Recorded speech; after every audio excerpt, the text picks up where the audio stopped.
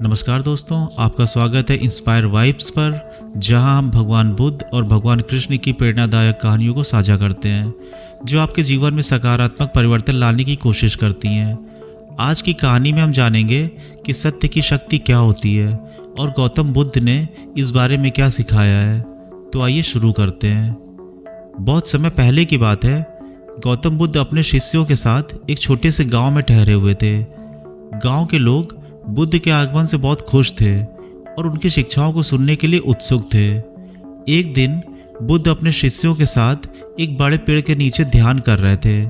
तभी क्रोधित व्यक्ति उनके पास आया और उन पर चिल्लाने लगा। उस व्यक्ति का नाम देवदत्त था। वह बुद्ध से बहुत जलता था और उन्हें नीचा दिखाने का हर संभव प्रयास करता था। देवदत्त ने बुद्ध से कहा, तुम कौन होते हो हमें सत्य और धर्म का पाठ पढ़ाने वाले? तुम एक ढोंगी हो जो लोगों को भ्रमित कर रहा है। बुद्ध ने उसकी ओर शांत भाव से देखा और बिना किसी क्रोध के बोले, भाई, अगर तुम्हें ऐसा लगता है तो यह तुम्हारी सोच है। मैं तुम्हें और किसी और को भी कोई नुकसान नहीं पहुंचाना चाहता। देवदत्त ने और भी गुस्से में आकर कहा, तुम झूठ बोलते हो। तुमने मेरे मन में आग लगा दी है।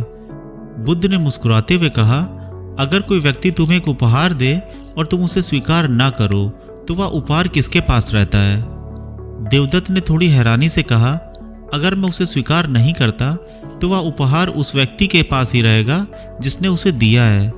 बुद्ध ने धीरे से कहा, ठीक उसी प्रकार अगर मैं तुम्हारे क्रोध को स्वीकार नहीं करता तो वह क्रोध तुम्हारे पास ही रहेगा। देवदत्त यह सुनकर हक्का बक्का रह गया। उसने कभी सोचा भी नहीं था कि बुद्ध इतने शांत और धैर्यवान हो सकते हैं। उसे अपनी गलती का एहसास हुआ और उसने बुद्ध से क्षमा मांगी। बुद्ध ने उसे क्षमा करते हुए कहा, क्रोध और नफरत को अपने मन से निकाल दो। सत्य और प्रेम की शक्ति को अपनाओ, तभी तुम्हें सच्ची शांति मिलेगी। इस घटना के बाद देवदत्त ने अपने जीवन में सत्य और प्रेम का पालन करना शुरू किया और बुद्ध की शिक्षाओं का अनुकरण किया।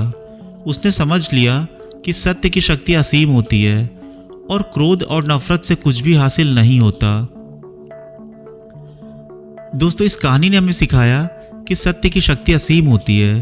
अगर हम सत्य और प्रेम का पालन करते हैं तो हम किसी भी स्थिति में शांत और धैर्यवान रह सकते हैं। अगर आपको यह कहानी पसंद आई हो तो कृपया हमारे चैनल को सब्सक्राइब करें और हमारे साथ जुड़ें। धन्यवाद।